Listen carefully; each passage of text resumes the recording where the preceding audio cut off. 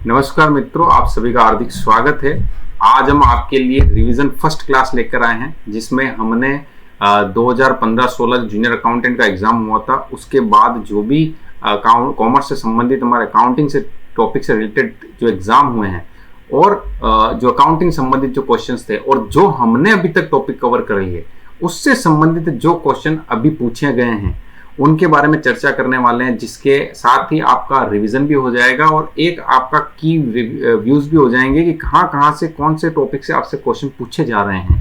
ठीक है, चलिए इसकी शुरुआत करते हैं हम। सबसे पहला क्वेश्चन जो है, ये सारे अभी जो मैं स्टार्टिंग में जो बता रहा हूँ वो सारे क्वेश्चन जूनियर अकाउंटेंट में पूछे गए हैं। पहला क्वेश्चन है आपका, stock of 4000 is destroyed by the fire, it was fully covered by insurance accounting entries. यहाँ पर हमें अकाउंटिंग एंट्री करनी है, उसके बारे में पूछा गया है कि हमारा जो 4000 का स्टॉक था वो जल गया और इंश्योरेंस कंपनी ने पूरा माल जो है क्लेम है वो पूरा एक्सेप्ट कर लिया। तो सबसे पहले हमें ये पता होना चाहिए कि जब भी इस प्रकार की क्वेश्चन पूछा जाता है तो क्वेश्चन का आंसर तो हम दे देंगे, परंतु कंसेप्ट हमें पता होना चाहिए। स्टॉक आपका जल गया तो इसकी एंट्री क्या होती है। तो ऐसे जब भी होगा तो आपका एक अकाउंट ओपन होता है जिसे कहते हैं loss by fire account, loss by fire account, loss of stock by fire account.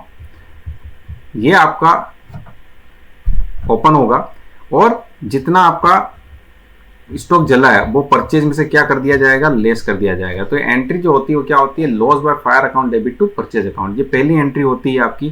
फिर इसके साथ इसकी करस्पॉन्डिंग एंट्री ये होती है कि जब आपकी इंश्योरेंस कंपनी उसको क्लेम को पास करती है, एक्सेप्ट कर लेती है, तो उस केस में हम कहते हैं कि इंश्योरेंस कंपनी ने कितना क्लेम पास किया है ना, तो उससे उसका खाता जो ओपन होता है उसका इंश्योरेंस क्लेम अकाउंट डेबिट और टू लॉस ऑफ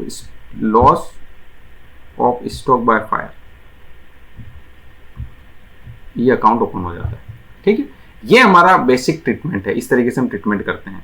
अब आपको यहां पर एंट्री पास करनी है, तो ऐसे हम कहते हैं कि भाई लॉस बाय फायर और लॉस बाय डेबिट भी हो रहा है, क्रेडिट पे हो रहा है, तो इसको कैंसिल करके एंट्री बनती है आपकी insurance company account debit to purchase. ये एंट्री आपकी बनती है। तो इंश्योरेंस कंपनी या क्लेम अकाउंट जहां डेबिट हो रहा है, तो यहाँ देख सकते हो ऑप्शन में कहाँ डेबिट हो रहा है, यहाँ डेबिट हो रहा है, तो यहाँ पर ये एंट्री आपका सही उत्तर हो जाएगा, insurance claims account debit to.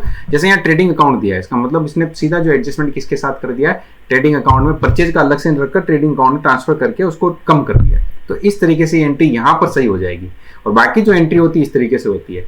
दूसरा, हमें यहाँ पर एक चीज ये भी समझ लेनी चाहिए कि ये तो 4000 रुपए थे और 4000 का क्लेम पास हो गया, हो सकता है कि 2000 का क्लेम ही पास हो, तो उस केस में क्या एंट्री करोगे, तो ये जो एंट्री होती है जो सेकंड वाली एंट्री, उसमें आप थोड़ा सा सुधार कर लोगे। जैसे मैं यहाँ कहूँ कि 4000 में से केवल मात्र जो है 1000 रुपए ही क्लेम पास हुआ, तो इंश्योरेंस कंपनी के आगे अमाउंट जो आप लिखोगे कितना लिखोगे, 1000 रुपए लिखोगे। Loss of stock by fire आपका 4000 वही है, और बैलेंसिंग फिगर जो P&L अकाउंट ओपन हो जाएगा और P&L अकाउंट में कितना आ जाएगा, डेबिट ₹3000। इस तरीके से एंट्री पास हो जाएगी। ठीक है, तो वो इतना लॉस आपका हुआ वो P&L अकाउंट के डेबिट साइड में चला जाएगा। तो इस तरीके से कंप्लीट एंट्री पास हो जाएगी। ओके, तो ये ध्यान रखना है अपने को, लॉस बाय फायर के केस में किस तरीके से एंट्री होती है। ठीक है, अब ये जो इंश्योरेंस क्लेम पूछ सकते हैं कभी कभी कि ये इंश्योरेंस क्लेम जो है, ये जो अकाउंट है वो कहाँ जाएगा। तो ये कहाँ जाता है कि ये हम इंश्योरेंस कंपनी हमें पैसा भुगतान कर रही है, एक प्रकार से हमारे लिए क्या है, एक डेटर्स का काम कर रही है। ठीक है, तो हम कहेंगे कि ये अमाउंट हमें पे करेगी, एक मेरे लिए असेट बन जाएगी। तो मैं इसको बैलेंस शीट में कहाँ दिखाऊंगा, असेट साइड दिखाऊंगा। P&L अकाउंट में चला जाएगा और बाकी का ट्रीटमेंट जो है मैं परचेज में से कम करना। ठीक है, ये पहली क्वेश्चन का जो है आपका आंसर हो जाएगा। दूसरा क्वेश्चन आपसे पूछा है कि कॉलमनार केस बुक जो रिकॉर्ड की जाती है वो आपके कौन क्या क्या रिकॉर्ड करती है, इसके बारे में पूछा गया है। तो आप देखें इसने बोला है कि cash transaction only, both cash and bank transaction excepting discount, और all cash transaction excepting cash purchase and cash sale and both. तो ये आपसे क्वेश्चन पूछा गया है।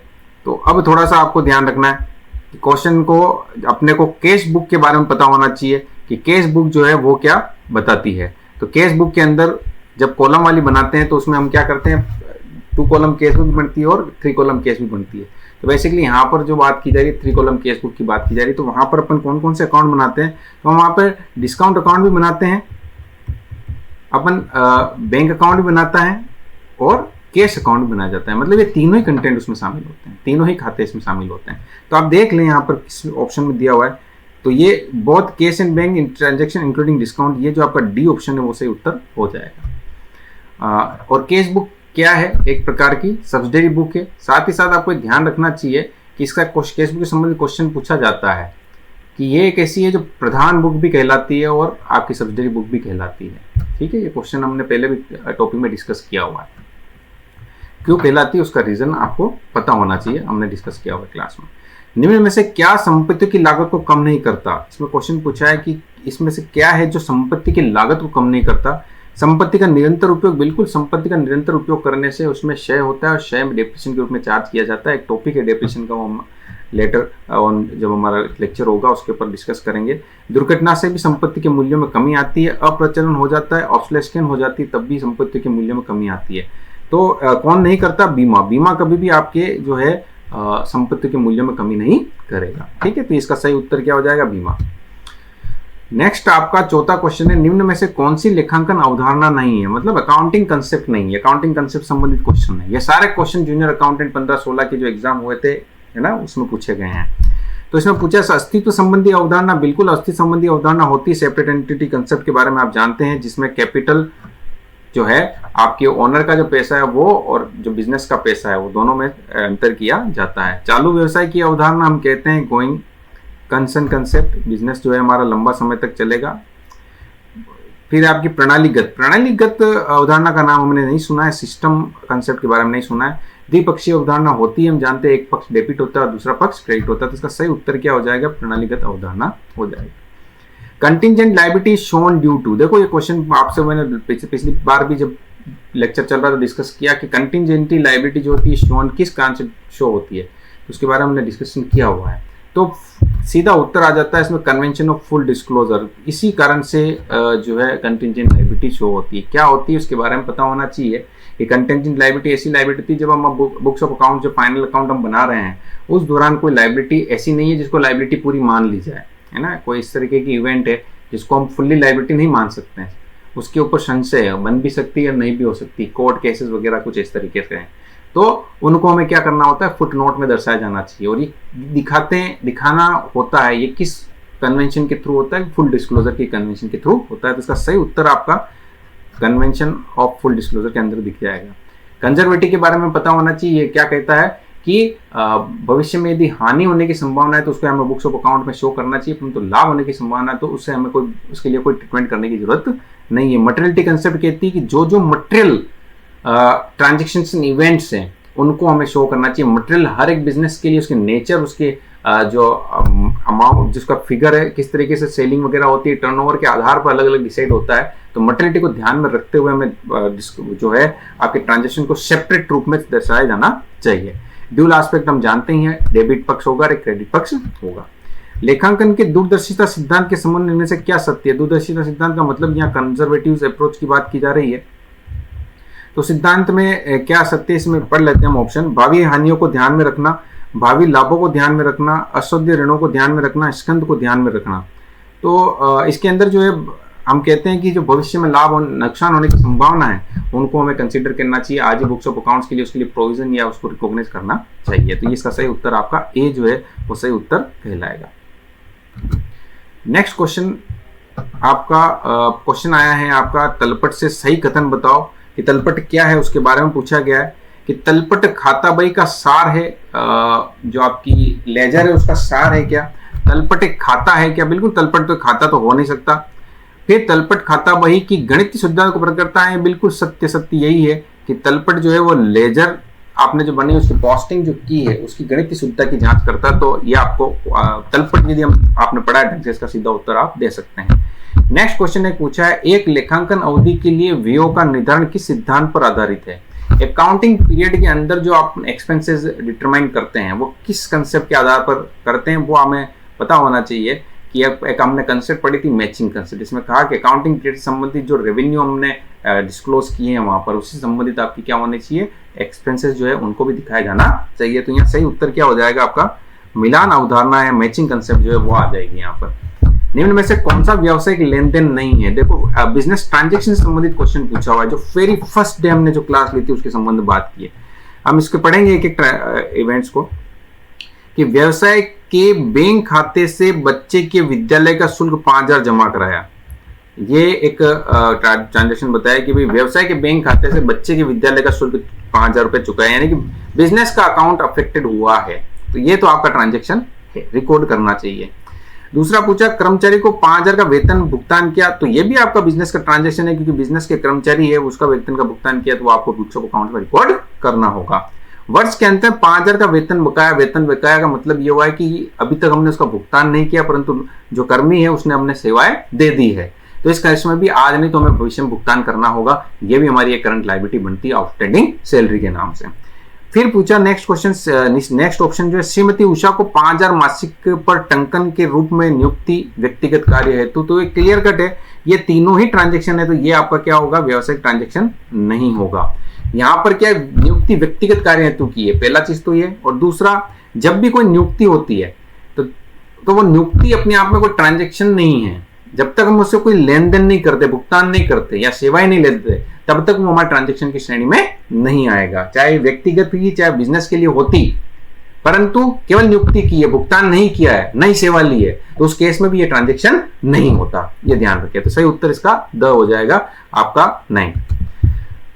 नेक्स्ट क्वेश्चन है आपका क्वेश्चन नंबर 10 कि व्यवसाय को निकट भविष्य में नहीं बेचने की भावना निहित रहती है। हम कहते हैं कि भविष्य जो है हमारा बिजनेस जो है हमारा लंबे समय तक चलेगा, दीर्घकालीन अवधि तक चलेगा, हमें उसको क्लोज नहीं करना है। तो गोइंग कंसर्न जो आपकी एजम्पशन है उसके आधार पर हम बात करते हैं, तो यहाँ पर गोइंग कंसर्न जो है आपका निरंतरता की संकल्पना है, जो उसका जो उत्तर आपका सही हो जाएगा।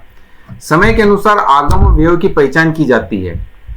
टाइम के देखो रिपीटेड क्वेश्चन है यहाँ पर, वापिस मैचिंग कंसेप्ट का पहले भी क्वेश्चन पूछा गया था, वापिस रिपीट हुआ कि समय के अनुसार और रेवेन्यू और एक्सपेंस की पहचान की जाती है, वो कौन सी है, तो आपको सीधा उत्तर आना चाहिए मैचिंग कंसेप्ट। देखिए मैचिंग कंसेप्ट है क्या, देखो नहीं है, महत्वपूर्णता संकल्पना, अस्तित्व संकल्पना, एंटिटी कंसेप्ट दे रखी है, कॉस्ट कंसेप्ट दे रखी है। देखो बहुत ही अच्छा क्वेश्चन है, इसमें डी ऑप्शन भी सही है कि इनमें से कोई नहीं है वो, क्योंकि वो कौन सी है, मैचिंग कंसेप्ट है। मैचिंग कंसेप्ट के दौरान ही हम क्या कहते हैं, जिस अकाउंटिंग पीरियड से संबंधित आपका रेवेन्यू उसे संबंधित हम क्या करते हैं, एक्सपेंस को भी रिकॉर्ड करते हैं। आपको ध्यान होना चाहिए, जब हम एडजस्टमेंट एंट्री कर रहे थे तब भी मैंने आपको बताया था कि एडजस्टमेंट एंट्री होती किस कारण से, ये कंसेप्ट अप्लाई होती इसी कारण से होती। माल दान में देते समय जिस खाते को जमा किया जाएगा वो है, जमा का मतलब यहाँ क्रेडिट से, कि भाई क्रेडिट किसको करोगे, जब भी आप माल देते हो यानी आपके परचेज जो है वो कम हो जाएगा। तो यहाँ पर चैरिटी तो डेबिट हो गई, परंतु माल परचेज जो है आपका कम होगा, तो हम कहेंगे कि परचेज खाता जो है यहाँ पर, क्रय खाता जो है उसको हमें क्रेडिट करना होगा। नेक्स्ट क्वेश्चन आपका 13 नंबर क्वेश्चन क्या है, इसको समझे कि तलपट बनाने के बाद लेखाकार को डेबिट पक्ष का योग 1500 से कम मिलता है, यानी जो डेबिट साइड है वो बैलेंस जो 1500 से कम हुआ। इसका मतलब क्या हुआ कि क्रेडिट पक्ष का योग क्या है, ज्यादा, इट मींस क्रेडिट बैलेंस है ना। जब क्रेडिट साइड ज्यादा होती है तो कौन सा बैलेंस होता है, क्रेडिट बैलेंस होता है। डेबिट साइड ज्यादा होती है तो डेबिट बैलेंस, तो ये क्या है, अपने आप में क्रेडिट बैलेंस है। अब क्रेडिट बैलेंस सस्पेंस अकाउंट के अंदर इस अंतर को लिखा जाएगा, सस्पेंस अकाउंट में कहां लिखा जाएगा, तो हमने जब सस्पेंस अकाउंट का डिस्कशन कर रहे थे तो बताया था कि यदि डेबिट साइड का बैलेंस निकलेगा तो हम सस्पेंस अकाउंट के क्रेडिट पक्ष में ट्रांसफर करेंगे, और यदि क्रेडिट पक्ष का बैलेंस निकला है ना तो सस्पेंस अकाउंट के डेबिट से ट्रांसफर करेंगे। तो सीधा उत्तर अपना यहाँ पर देख लीजिए कि कहाँ कुछ दिया हुआ है, तो ये उच्चती खाते का डेबिट पक्ष, ये उत्तर सही हो जाएगा। और यदि बुक्स ऑफ अकाउंट मतलब क्लोज कर रहे हो, यहाँ पर आपकी क्या हो रही है, फाइनल अकाउंट कंप्लीट हो रहे हैं, तो हमने यहाँ पर आगे भी बताया कि बैलेंस शीट में इसको कहाँ दिखाया जाएगा, तो हम कहते हैं कि अगर डेबिट साइड का बैलेंस है तो उसे असेट्स में दिखाया जाता है, और क्रेडिट साइड का बैलेंस है वो लायबिलिटी के रूप में बताया जाएगा सस्पेंस अकाउंट के नाम से। नेक्स्ट क्वेश्चन आपका 14 नंबर का, निम्न में से कौन सी अशुद्धि तलपट द्वारा प्रकट होती है, ट्रायल बैलेंस के द्वारा कौन सी एरर जो प्रकट हो जाती है। तो हमने कहा कि भाई जैसे इसमें ऑप्शन दिया, भूल की अशुद्धि, ओमिशन हो गया, ओमिशन भूल गए तो हमें कोई एंट्री की नहीं तो कोई यहाँ पे शो होगी नहीं। क्षतिपूरक अशुद्धि हमने देखी जिसमें कंपनसेटिंग हम कहते हैं कि जब दो खाते में गलत एंट्री होती है, मतलब दो एरर होने की हो तभी, यानी एक पक्ष दूसरे पक्ष को क्या कर देता है, एक एरर जो है दूसरे एरर को क्या कर देती है, कंपनसेट कर देती है, वो कंपनसेटिंग एरर कहलाती है। तीसरी सैद्धांतिक अशुद्धि, अब आपने मशीनरी खाते को डेबिट की जगह रिपेयर खाते को डेबिट कर दिया, रेवेन्यू को कैपिटल नेचर का मान लिया या कैपिटल को रेवेन्यू का मान लिया, तो उससे कोई फर्क पड़ने वाला नहीं है, ट्रायल बैलेंस से बैलेंस मिलता रहेगा। परंतु जो लेखन की जो कमीशन, एरर ऑफ कमीशन है, वो एरर जो है आपके तलपट को प्रभावित कर देगी, क्योंकि वो गलत खाते में, गलत पक्ष में और गलत राशि से जब एंट्री हो जाती है तो एरर ऑफ कमीशन की एरर कहलाती है। पुराने फर्नीचर के क्रय पर उसकी मरम्मत लगे 1000 को डेबिट किया जाना चाहिए, तो ये सीधा एक क्वेश्चन रिपीटेड है, हमने पहले भी पढ़ा हुआ है इसके बारे में, तो फर्नीचर खाते को सीधा हम डेबिट करना होगा। नेक्स्ट क्वेश्चन, ये क्वेश्चन आपके सारे फर्स्ट ग्रेड में अब आए, ये जो क्वेश्चन स्टार्ट हो गए वो फर्स्ट ग्रेड में क्वेश्चन पूछे गए। फर्स्ट ग्रेड का एग्जाम जो 2013-14 में हुआ था, एक आपका 16 में हुआ था और एक 18 और 21 में, अभी जो 23 में 22 में हुआ था, उससे संबंधित ये क्वेश्चन निकाले गए हैं। इसमें आपका क्वेश्चन आया कि accounting entry for recording the payment of the telephone bill. Telephone bill का हमने कोई ट्रांजेक्शन किया है, उसके संबंध में क्या एंट्री होगी। देखो टेलीफोन बिल जो है एक प्रकार का एक्सपेंसेस है, और एक्सपेंसेस जब होता है तो हम क्या करते हैं, उस एक्सपेंस को डेबिट करते हैं। और क्रेडिट क्या होगा, भुगतान कर रहे हैं तो हम कैश को क्रेडिट कर देंगे। तो यहाँ पर जो एंट्री इसकी जो होगी वो चेक कर लें आप कि टेलीफोन एक्सपेंस, ये वाली से बी वाली जो एंट्री है, टेलीफोन एक्सपेंसेस कहाँ पर डेबिट हो रहा है, ये for telephone expenses account debit, और क्रेडिट क्या हो जाएगा, कैश अकाउंट। कैश असेट है, असेट कम हो रही है तो क्रेडिट, और एक्सपेंसेस जब होते हैं तो हम एक्सपेंस क्या करते हैं, डेबिट। तो आपका वो कंसेप्ट भी होना चाहिए, पांचों जो मैंने बताया कि आपको ध्यान होना चाहिए, असेट्स, एक्सपेंसेस, दूसरा कैपिटल, लायबिलिटी और रेवेन्यू, ये एक तरीके से चलते हैं। जब असेट्स अकर्ड होती है तो डेबिट, कम होती है तो क्रेडिट, और ये तीनों एक जैसे चलते हैं, बढ़ते हैं तो क्रेडिट और कम होते हैं तो डेबिट। ये आपको फंडा क्लियर होना चाहिए। नेक्स्ट 17 नंबर क्वेश्चन आपका कहता है accounting entry for the repayment of A loan received from the Mohan the owners friend is. ये कहता है कि अब मोहन एक फ्रेंड है ओनर का, और उससे हमने लोन लिया और लोन का रीपेमेंट कर रहे हैं, उसकी एंट्री क्या करेंगे। जब हम लोन लेते हैं तो क्या एंट्री की, पैसा आया तो हम कहते हैं कैश अकाउंट, असेट्स क्रिएट हुई, कैश अकाउंट डेबिट। और किससे आया, मोहन से आया, मोहन लोन से, मोहन लोन एक लायबिलिटी हो गई, हमने उसको क्रेडिट कर दिया। जब हम भुगतान कर रहे हैं तो हम कहेंगे जो मोहन्स का जो अकाउंट है, लोन अकाउंट जो है, मोहन्स लोन अकाउंट जो है, उसे हम क्या कर देंगे, डेबिट कर देंगे। और भुगतान करने, कैश भुगतान होगा तो हम कैश को क्रेडिट करेंगे, तो जितना राशि का है वो कर देंगे। तो ये एंट्री जहां है वो आप सही होगी। तो देख लें कि debit cash credit, credit account debit cash account, credit Mohan's account no, credit cash account and debit Mohan's account, ये 4th नंबर जो है आपकी एंट्री सही एंट्री मानी जाएगी। The double entry system of the book keeping was evolved, किसने बनाया, ये भी क्वेश्चन पूछा गया हुआ है। इसमें आपका याद होना चाहिए लुकास पेशियोली जो थे एक प्रसिद्ध गणितज्ञ थे, और इन्होंने ही जो है बुक कीपिंग वाला जो कंसेप्ट है अपना डबल एंट्री सिस्टम उसको डेवलप किया 1494, ये भी याद होना चाहिए साथ का साथ 1494 के अंदर। नेक्स्ट 19 नंबर क्वेश्चन जो है आपका तलपट की डैश डैश डैश की शुद्धता की जांच के लिए बनाया जाता है। तलपट किसकी शुद्धता की जांच के लिए बनाया जाता है, हमें पता होना चाहिए। जो हमने खाता बही जो बनाई है उसकी जो पोस्टिंग की उसके संबंध में बनाता है, तो देख लेते हैं हम। तो क्या यहाँ पर आपका एक स्टेटमेंट दिया है, खाता बही का दिया हुआ है, तो बिल्कुल सही उत्तर पहले ही हो जाएगा भाई, लेजर की बात ही कर रहे हैं आप, दूसरे इसमें होगा नहीं स्टेटमेंट।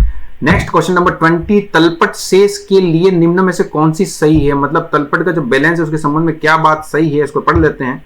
क्या कहता है कि स्थिति विवरण के शेषों को सूची बनाकर लिखता है। देखो स्थिति विवरण जो है, स्थिति विवरण का मतलब फाइनेंशियल पोजीशन स्टेटमेंट, जो आपका बैलेंस शीट है वो तलपट के बेस मतलब देखकर बनाई जाती है, यानी फाइनेंशियल जो पोजीशन स्टेटमेंट है उसको देखकर तलपट नहीं बनाया जाता। तो ये तो क्लियर है कि ये गलत है। लेखों के शेषों की सूची बनाकर जो लेखे हैं उनकी शेषों की सूची बनाता, हाँ ये सही है। जो अकाउंट से उनकी जो बैलेंस निकलता है उससे हम एक लिस्ट बनाते हैं, वही तलपट कहलाती है। ये वित्तीय विवरण का एक प्रकार है। देखो फाइनेंशियल स्टेटमेंट का टाइप नहीं है, लेखांकन चक्र का हिस्सा नहीं है, अकाउंटिंग साइकिल का तो ये हिस्सा माना जाता है, पर डबल एंट्री सिस्टम का एक पार्ट के रूप में नहीं होता है, ये ध्यान रखें। एक पार्ट भाग नहीं होता, इस अकाउंटिंग साइकिल के अंदर ये आता है। कंपल्सरी नहीं है बनाना, वॉलेंटरली आप चाहे तो बना भी सकते हो, नहीं बनाओ, है ना, कंपल्सरी नहीं है कहीं पर भी ये, ठीक है। नेक्स्ट वित्तीय विवरण में शामिल है फाइनेंशियल स्टेटमेंट जो होते हैं। ये क्वेश्चन देखो पुराना है, नहीं तो हमने 2013 एक्ट जो पढ़ा है कंपनी से उसके अकॉर्डिंग क्वेश्चन अगर होता तो उसके अंदर सारे कंटेंट, यानी कि हमने पढ़ा है कि इसके अंदर इनकम स्टेटमेंट भी होता है, आपका फाइनेंशियल पोजीशन स्टेटमेंट भी होता है, कैश फ्लो स्टेटमेंट भी आता है, स्टेटमेंट चेंज इन इक्विटी भी आता है, और एक्सप्लेनेटरी नोट्स भी आते हैं। ये पांचों चीजें जो हैं वो कंपनीज एक्ट 2013 के अंतर्गत फाइनेंशियल स्टेटमेंट के पार्ट माने जाते हैं, ठीक है। तो ये क्वेश्चन पुराना है, इस कारण से इसमें कोई ज्यादा दे नहीं रखा है। तो इसमें लाभ हानि विवरण और तुलना पत्र, बैलेंस शीट, लाभ हानि विनियोजन लेखा और तुलना पत्र, लाभ हानि विवरण, लाभ हानि विनियोजन लेखा और तुलना पत्र, ये जो उत्तर होगा 4th नंबर का वो सही माना जाएगा। परंतु जब अब क्वेश्चन अगर इसका पूछता है तो उसके अंदर जो मैंने आपको बताया वो चीज जरूर इसके अंदर डालेंगे। ऐसा क्वेश्चन मुश्किल है, ऐसा क्वेश्चन बनना, क्योंकि वो पुराने पैटर्न के हिसाब से था। नेक्स्ट, वित्तीय विवरण जो है वो क्या है? वित्तीय विवरण जो होते हैं फाइनेंशियल स्टेटमेंट किस तरह क्या होते हैं, वो क्या एस्टिमेटेड होते हैं, क्या अनुमानित, और एक प्रत्याशित एक्सपेक्टेड होते हैं, एस्टिमेटेड होते हैं, रिकॉर्डेड होते हैं, और या वेरीफाइबल मतलब प्रमाणिक तथ्य। बिल्कुल ये जो उत्तर है प्रमाणिक होंगे, क्योंकि यहाँ पर हमने डिस्कस किया है कि जो भी ट्रांजेक्शन्स होते हैं उन ट्रांजेक्शन्स को हम क्या करते हैं, सोर्स ऑफ डॉक्यूमेंट बनता है, सोर्स ऑफ डॉक्यूमेंट के आधार पर हम वाउचर बनाते हैं, और वाउचर के आधार पर हम क्या करते हैं, जर्नल में या सब्सिडरी बुक्स में रिकॉर्ड करते हैं। तो यानी वो जो ट्रांजेक्शन हमने रिकॉर्ड किया, कोई इवेंट है, तो वो बिल्कुल वेरीफाइबल होगी, वो सत्यता उसकी होगी, क्योंकि उसके साथ सपोर्टिंग्स जो है वाउचर्स होते हैं, तो वो प्रमाणिक तथ्य होते हैं। नेक्स्ट क्वेश्चन, ये क्वेश्चन जो है आपका फर्स्ट ग्रेड में पूछा गया है, कौन सा विकल्प लेखांकन प्रक्रिया के सही क्रम को दर्शाता है? तो चेक करें यहाँ पर, पहले रिकॉर्डिंग होती है, संक्षिप्तीकरण यानी समराइजिंग पहले नहीं होता, तो ये तो ऑप्शन गलत हो गया फर्स्ट वाला। सेकंड, रिकॉर्डिंग होती है, बिल्कुल होती है। देन क्लासिफिकेशन होता है, बिल्कुल होता है। फिर समराइजिंग होता है, बिल्कुल सही है। और इंटरप्रिटेशन होता है, बिल्कुल सही है। तो यानी जो बी है वो सही हो जाएगा उत्तर। थर्ड पे ऑप्शन जाने की जरूरत नहीं है। थर्ड जो कहता है रिकॉर्डिंग एंड संस्कृतिकरण पहले होता ही नहीं है और निर्वचन ये होता ही, तो बी उत्तर इसका सही हो जाएगा। नेक्स्ट, किस अवधारणा के अंतर्गत एक व्यवसाय का स्वामी उसका लेनदार माना जाता है? बिल्कुल ये आपको पता होना चाहिए। हमने एक एंटिटी कंसेप्ट पढ़ी, सेपरेट एंटिटी। मैंने कहा कि बिजनेस और बिजनेसमैन दोनों का अस्तित्व अलग अलग होता है, और जो बिजनेसमैन जो है पैसा जब लगाता है बिजनेस के अंदर, तो बिजनेस की एक लायबिलिटी होती है, इसीलिए कैपिटल को हम क्या करते हैं, क्रेडिट साइड दिखाते हैं कि वो उस बिजनेस के अंदर उस पैसे का उपयोग करके उस मालिक को, बिजनेसमैन को उस रिटर्न प्रदान करे, उसको प्रॉफिट कमा कर दे। तो ये जो किस कारण से होता है, सेपरेट एंटिटी कंसेप्ट के कारण होता है, ये आपको पता होना चाहिए। नेक्स्ट जो क्वेश्चन है आपका 25, इसमें पूछा है कि निम्न में से किन्हें जर्नल प्रॉपर में दर्ज किया जाएगा? देखो हमने सब्सिडरी बुक्स पढ़ी, इसमें 8 प्रकार की पढ़ी, उसमें जर्नल प्रॉपर होता है, उसके अंदर क्या रिकॉर्ड होता है उसके बारे में पूछा है।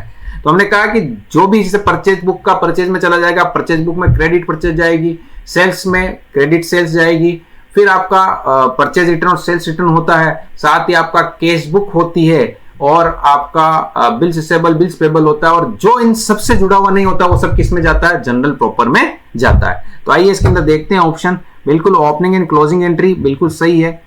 Opening and closing entry general में रिकॉर्ड की जाती है, ट्रांसफर एंट्रीज इसमें रिकॉर्ड की जाएगी, एडजस्टमेंट भी यहीं पर होगी, और सुधार प्रस्ताव भी यहीं होगी। तो इसका उत्तर जो है आप चारों ही होना चाहिए। तो यहाँ एबीसीडी जहाँ ऑप्शन है सभी बिल्कुल सही है, तो हम कहेंगे कि जो ए ऑप्शन है वही एंट्री इसके अंदर होती है। नेक्स्ट 26 क्वेश्चन नंबर, एक फर्म के विरुद्ध न्यायालय में वाद विचारधानी है। देखिए ये क्वेश्चन अभी हमने लास्ट पढ़ा था कंटिंजेंट लायबिलिटी के बारे में। जैसे कोई मुकदमा है और वो अभी क्या पेंडिंग चल रहा है ना, इसे अंतिम खाते में कहाँ दिखाया जाएगा? एक प्रकार से हमारी क्या फुल डिस्क्लोजर कन्वेंशन क्या कहती है, इसे हमें क्या करना चाहिए, क्योंकि अभी तक ये एक लायबिलिटी क्रिएट अगर नहीं हुई है या एसेट्स क्रिएट नहीं हुई तो हमें बुक्स ऑफ अकाउंट में नहीं होना चाहिए। तो ये यहाँ पर कहाँ दिखाया जाना चाहिए, फुटनोट के अंदर दिखाया जाना चाहिए।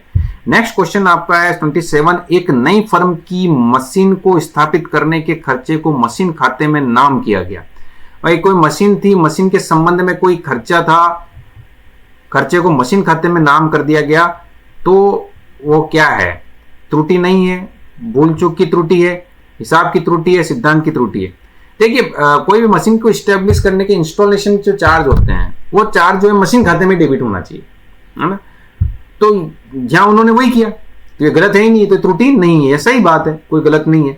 हाँ अगर ये होता कि ये खर्चा जो इंस्टॉलेशन चार्ज के नाम से एक नया अकाउंट खोलकर वहां कर देते तो वो सिद्धांतों की अशुद्धि कहलाती थी, परंतु यहां पर उन्होंने बोला कि जो खर्चे स्थापना करने के हुए वो मशीन खाते में डेबिट किए, तो ये त्रुटि नहीं है। Question number 28, Gopal is owner of the business, accounting entry for the amount withdraw by him for personal use. देखो पर्सनल यूज के लिए गोपाल ने बिजनेस से पैसा निकाला, तो जैसे ही पर्सनल यूज के लिए निकालता है पैसा, तो उसे हमने डिस्कस किया, ड्रॉइंग एक अकाउंट ओपन होता है, ड्रॉइंग अकाउंट डेबिट, और बिजनेस से पैसा निकला है यानी पैसा कम हुआ है, असेट्स कम हुई है, कम होती तो कैश का बैलेंस क्या हो जाता है, क्रेडिट हो जाता है। तो ये एंट्री जहां है वो सही हो जाएगा। तो देख लीजिए यहाँ पर drawing account debit to credit cash account, बिल्कुल थर्ड नंबर जो सही हो जाएगा। Debit note and credit note are, क्या है डेबिट नोट क्रेडिट नोट? देखिए हमने सोर्स ऑफ डॉक्यूमेंट के बारे में डिस्कशन किया कि हमने कहा कि जर्नल के अंदर जब हम रिकॉर्डिंग कर रहे हैं तो किस बेस पे करें, है ना, क्योंकि हम तो चाहते हैं कि भाई जो सूचना है वो सब क्या हो, वेरीफाइबल हो, सत्यापित करने जाने होनी चाहिए।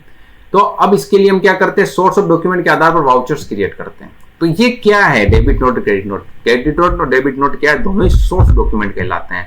तो इसका सही उत्तर क्या हो जाएगा, सोर्स डॉक्यूमेंट होते हैं। कब जारी किया जाता है डेबिट नोट क्रेडिट नोट, ये भी पूछा जाता है। तो डेबिट नोट कब जारी किया जाता है, हमने कहा कि हमारा जो सप्लायर है, हमने उसको माल लौटाया यानी परचेज रिटर्न किया, तो उस केस में जारी किया जाता है।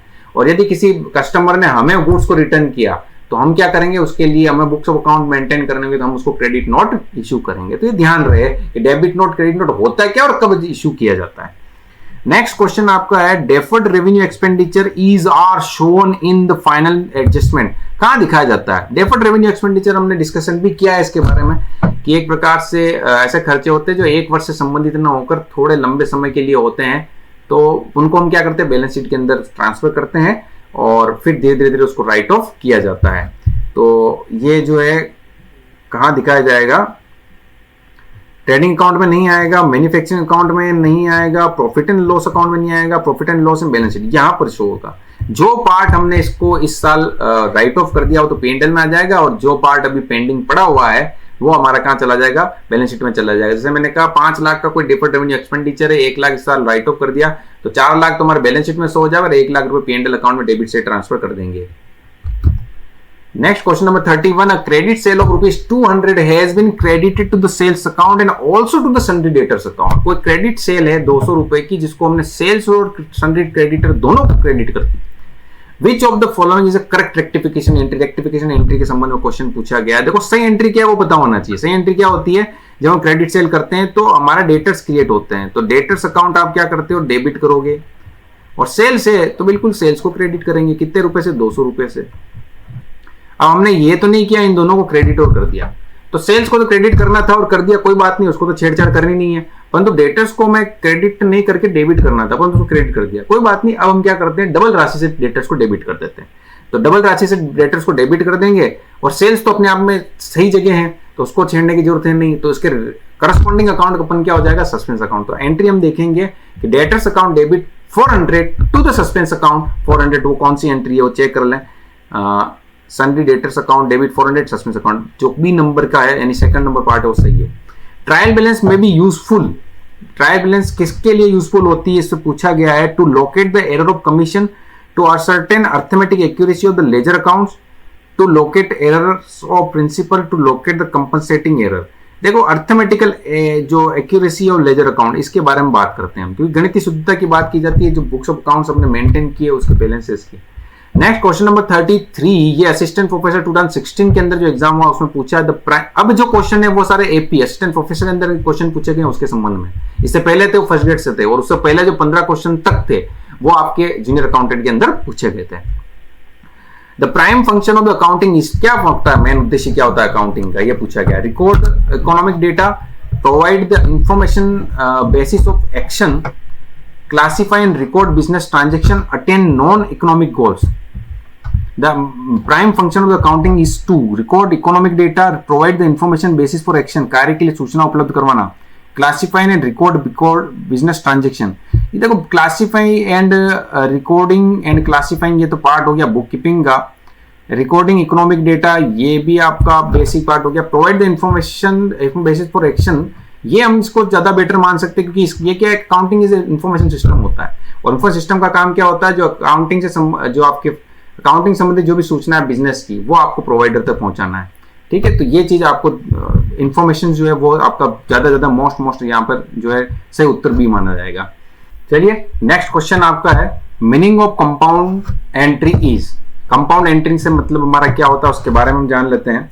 कंपाउंड एंट्री क्या होती है, बेसिक हम जब बात करें इसकी, तो कंपाउंडिंग एंट्री का मतलब मिश्रित प्रविष्टियों से होता है। मिश्रित प्रविष्टियों का मतलब यह होता है कि जब एक ही डेट को एक से अधिक ट्रांजैक्शन होते हैं और हम सोचते हैं कि उसको एक साथ अगर लिख लें तो वो ट्रांजैक्शंस क्या कहलाते हैं, मिश्रित प्रविष्टियों के अंतर्गत आते हैं। तो यहाँ पर आपका देख ले क्वेश्चन ऑप्शन क्या है कि different transaction of different dates are entered as a single entry, no. Different transaction of same date are entered as single entry, बिल्कुल सही। एक ही डेट के दिन एक से अधिक ट्रांजैक्शन अगर होते हैं और उनको जब हम साथ में लिख देते हैं तो वो कंपाउंड एंट्री का पार्ट बनते हैं। ये क्वेश्चन आपका उत्तर सही हो जाएगा। नेक्स्ट क्वेश्चन है आपका, the basic concept related to the balance sheet. Balance sheet से संबंधित बेसिक कंसेप्ट क्या होगी, देखिए क्वेश्चन को ध्यान से समझे। क्या कॉस्ट कंसेप्ट होगी, क्या बिजनेस एंटिटी कंसेप्ट होगी, क्या अकाउंटिंग पीरियड कंसेप्ट होगी, या both cost and business entity concept. देखिए यहां पर क्वेश्चन बड़ा कंसेप्चुअल क्वेश्चन है। अकाउंटिंग पीरियड कंसेप्ट के बारे में आपको पता होना चाहिए। अकाउंटिंग पीरियड कंसेप्ट कहती है कि वर्ष से संबंधित रेवेन्यू उसी वर्ष से संबंधित आपके एक्सपेंसेस की बात करती है और वो इस वर्ष से संबंधित होने चाहिए। तो यहां पर अकाउंटिंग पीरियड कंसेप्ट जो है फोकस करेगी आपके रेवेन्यू और एक्सपेंस किसकी तरफ, उस वर्ष से संबंधित की तरफ। कॉस्ट कंसेप्ट कहेगी आपकी असेट्स जो है वो उस समय मतलब उस प्राइस पर रिकॉग्नाइज की जानी चाहिए जो कि उसके खरीद मूल्य है।